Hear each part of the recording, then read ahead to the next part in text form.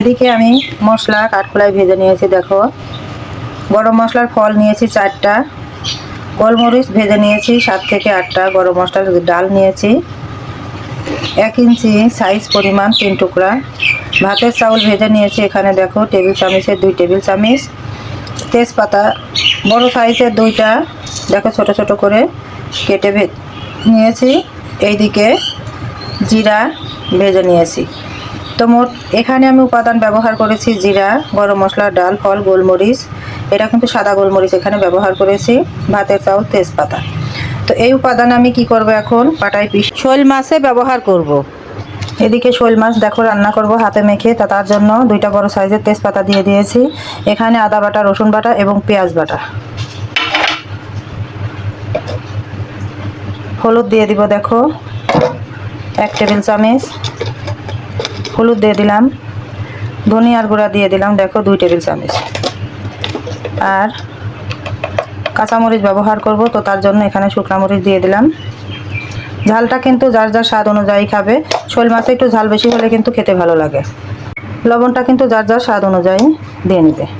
সয়াবিনের তেল দিব, অবশ্যই আমি সয়াবিনের তেল দিয়েই রান্নাটা করব। এদিকে দেখো ভাজা জিরা বাটা এখন দিয়ে দিলাম, আবার রান্নার শেষে ভাজা জিরা বাটাটা দিয়ে নামিয়ে নেব। তো এদিকে দেখো কাঁচা পেঁয়াজ কুচি দিয়ে দিলাম 1 কাপ। এই রান্নাটার ক্ষেত্রে কাঁচা পেঁয়াজের কুচিটা একটু বেশি ব্যবহার করতে হবে, ঝালটা যার যার স্বাদ অনুযায়ী দিয়ে নেবে। এখানে দেখো আলু ডুমো করে কেটে নিয়েছিলাম, তো সেটা ধুয়ে দিয়ে দিলাম। তো হাত দিয়ে একটু ভালো করে মাখিয়ে নেব। তো দেখো হাত দিয়ে আমি মাখিয়ে 10 মিনিটের মতন ম্যারিনেট করে রেখে দিয়েছি। মাখানো তরকারি একটু ম্যারিনেট করে রাখলে খেতে ভালো লাগে, মশলাটা খাবারের মধ্যে ঢুকে যায়, তো খেতে সেই জন্য ভালো লাগে। তো 10 মিনিটের মতন ম্যারিনেট করে রাখার পরে দেখো আমি ঝোলের পানিটা দিয়ে দিব। জাস্ট হাতটা ধুয়ে আগে দিয়ে দিব, পরে প্রয়োজন পড়লে আরেকটু দিব। এটা আমি এখন চুলার উপরে বসিয়ে দিব। তো এইখানে দেখো তরকারিটা যখন সেদ্ধ হয়ে গেছে, মাছগুলো যখন সেদ্ধ হয়ে গেছে, তখন আমি 2টা টমেটো কেটে দিয়েছি এবং কাঁচামরিচ কেটে দিয়েছি। তো দেখো যেই মশলাটা আমি কাঠখোলায় ভেজেছিলাম, এখানে সেই মশলাটা দেখো, এইটা হচ্ছে সেই মশলা, আর এইটা অপর পাশে যেটা রয়েছে ওটা ভাজা জিরা বাটা। তো এইটা আমি কাঠখোলায় ভেজে নিয়েছি, এটা আমি এখন ব্যবহার করব।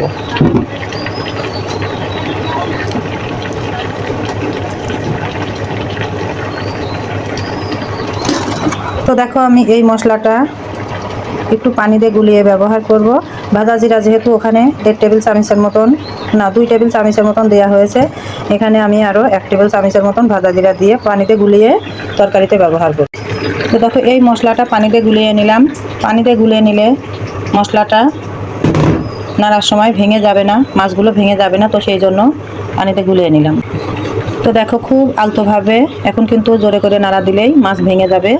তো এটা কিন্তু আস্ত তাজা শোল মাছ ছিল, বাজার থেকে গতকালকে নিয়ে এসেছিলাম। 800 টাকা, 850 টাকা কেজি শোল মাছ। তাই এখানে 1 কেজি ছিল না, এখানে ছিল 700 কয় গ্রাম। তো দেখো মাছটা আমি রান্না করছি আমার মতন করে। তোমাদের যদি ভালো লাগে আমার এই রান্নার সিস্টেমটা, তাহলে আমি যেভাবে রান্না করছি এভাবে একদিন ট্রাই করে দেখতে পারো বা রান্না করে দেখতে পারো। তো দেখো মশলাটা লাস্টে দিলাম। মশলা আগে ব্যবহার করলে মশলার কিন্তু থিকনেসটা উড়ে যায়, যে ফ্লেভার বা ঘিরান থাকে সেটা কিন্তু বাতাসের সঙ্গে উড়ে যায়। তো মশলাটা নামানোর কিছুক্ষণ আগেই দিতে হয়, আমিও সেটাই করেছি। তো বন্ধুরা, তোমাদের যদি আমার এই রান্নার পেজটা ভালো লাগে, অনেক বন্ধু আছো আমার রান্না কিন্তু দেখো, আমি তাতে খুশি, কিন্তু তারা কিন্তু ফলো, কমেন্ট, শেয়ার কিছুই করো না। তো সেই সব বন্ধুদের উদ্দেশ্যেই বলছি, তোমাদের যদি আমার রান্নার পেজটা ভালো লাগে, তাহলে বন্ধুরা তোমরা যারা এখনও ফলো, কমেন্ট, শেয়ার, সাবস্ক্রাইব করোনি, তারা ফলো, কমেন্ট, শেয়ার, সাবস্ক্রাইব করে দিও এবং আমার পাশে থাকো। আমি যাতে অনেক দূর এগিয়ে যেতে পারি, আমাকে উৎসাহ, উদ্দীপনা, অনুপ্রেরণা জাগিও। তোমাদের অনুপ্রেরণায় আমি অনেক দূর এগিয়ে যেতে পারবো।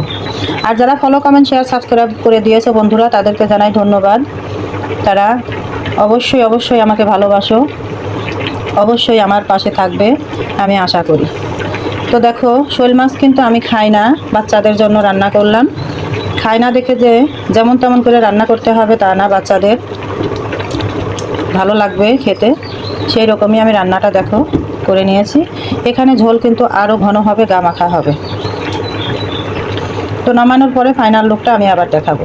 এদিকে দেখো শোল মাছের এই একটা ডিমই হয়েছিল, তো একটা ডিমই দিয়ে দিলাম বাচ্চাদের জন্য। ডিম কিন্তু লাস্টে দিতে হবে, ফার্স্টে দিলে বা মিডিয়াম রান্নার ক্ষেত্রে দিলে ডিম কিন্তু ভেঙে গলে যাবে। মনে হয়েছে কম দিয়েছি, আমি কিন্তু লবণ চাকি নেই, আমার ছেলে দিয়ে চাকিয়েছি।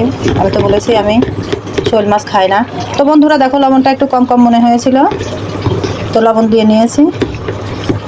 ঝাল, লবণ, মশলা পারফেক্ট হয়েছে। তো রান্নাটা কেমন হয়েছে কমেন্ট বাটনে জানিয়ে দিও।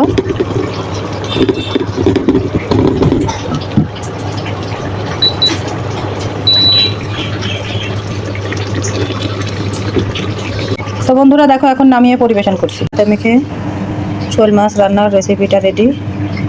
তো ভালো লাগলে এভাবে একবার ট্রাই করে দেখতে পারো। আজ এই পর্যন্তই, আল্লাহ হাফেজ।